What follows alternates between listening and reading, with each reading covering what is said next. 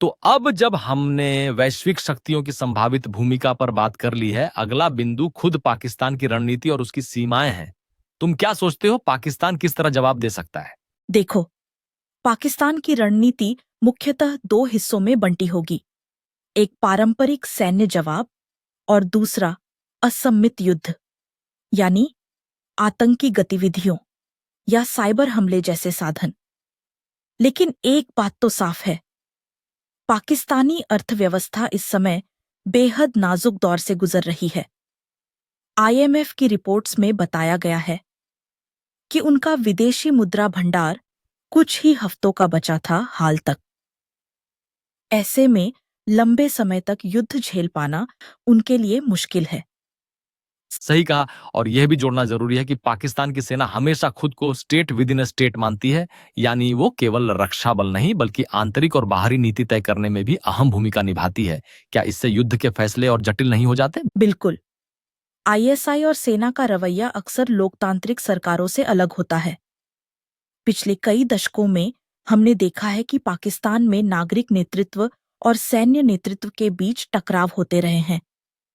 ऐसे में यह अंदाजा लगाना मुश्किल नहीं कि यदि युद्ध होता है तो निर्णयों में एकरूपता की कमी पाकिस्तान की कमजोरी बन सकती है।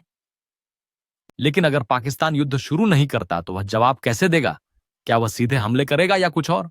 सीधा हमला तो तभी जब भारत की कार्रवाई बहुत तीव्र हो। लेकिन अधिक संभावना है कि पाकिस्तान सीमा पार सर्जिकल स्ट्राइक्स या फिर घुसपैठ जैसे छोटे छोटे जवाबी कदम उठाएगा।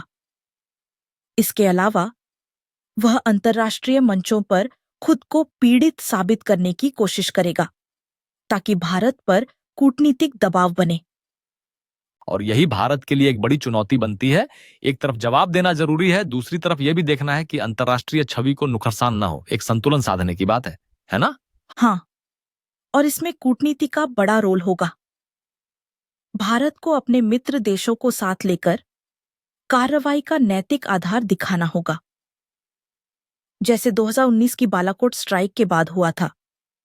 भारत ने पहले ही बताया कि यह non military pre emptive strike है। और वह नैरेटिव ही निर्णायक होता है। वरना पाकिस्तान ने तो उस वक्त दावा किया था कि हमने भी जवाब दिया, लेकिन वैश्विक प्रतिक्रिया उतनी गंभीर नहीं रही। बिल्कुल। युद्ध सिर्फ हथियारों से नहीं, शब्दों और छवियों से भी लड़ा जाता है। पाकिस्तान चाहे कितनी भी कोशिश करे, उसकी वैश्विक साख को नुकसान हुआ है, खासकर आतंकियों को समर्थन देने के आरोपों के कारण। तो क्या हम ये कह सकते हैं कि पाकिस्तान की रणनीति उसकी सीमाओं के चलते अधिक नकारात्मक नियंत्रण की ओर झुकी रहेगी, यानी जवाब देना लेकिन अपने कंधे पर बंदूक रखकर? हाँ, और यही भारत के लिए भी सतर्कता का विषय है। पाकिस्तान पारंपरिक युद्ध में पीछे हो सकता है, लेकिन आतंकवाद, साइबर अटैक, सोशल मीडिया पर दुष्प्रचार, ये सब वो जरूर इस्तेमाल करेगा। और इसीलिए भारत को सिर्फ सैनिक ताकत ही नहीं बल्कि सूचनात्मक और साइबर सुरक्षा में भी खुद को मजबूत करना होगा। युद्ध सिर्फ जमीन पर नहीं, स्क्रीन पर भी लड़ा जा रहा है। ठीक कहा। इस युद्ध की कल्पना अगर सच में हकीकत बनती है तो यह सिर्फ दो देशों की लड़ाई नहीं होगी। यह विचारधाराओं, वैश्विक ध्रुवों और छवि की लड़ाई भी होगी। और इसी बिंदु पर हम आज की चर्चा को यहीं विराम देंगे।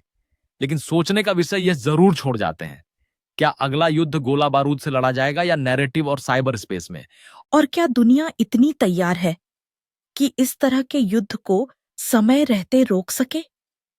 यही तो असली परीक्षा है। अगली बार हम चर्चा करेंगे तो भारत की सैन्य ताकत और उसकी युद्ध की तैयारी पर। तब तक के लिए नमस्कार।